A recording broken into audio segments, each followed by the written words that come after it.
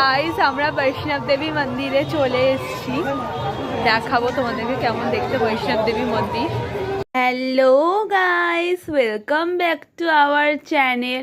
তোমরা তো আগের ভিডিওতে দেখেইছিলে আমরা বারসানা গেছিলাম, তারপর আমরা বারসানা থেকে আবার বৃন্দাবনে ফেরত চলে এসেছি। সকালবেলা বারসানা যাওয়ার সময় তোমাদেরকে এই বৈষ্ণব দেবীর বড় মূর্তিটা দেখিয়েছিলাম, খুবই সুন্দর ছিল। তাই আমরা বৃন্দাবনে এসে প্রথমেই ওই মন্দিরে ঢুকেছিলাম।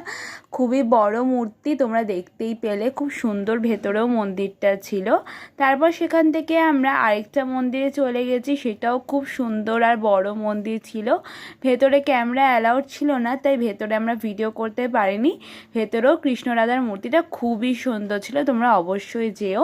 পুরো ব্লগস আমাদের চ্যানেলে চলে এসছে, আমার নামের নিচে লিঙ্ক থাকবে, সেটা ক্লিক করে দেখে নিও। ভালো লাগলে লাইক শেয়ার করে দিও, কমেন্টে জানিও কি ভালো লাগলো, আর চ্যানেলটাকে সাবস্ক্রাইবও করে দিও। Thanks for watching.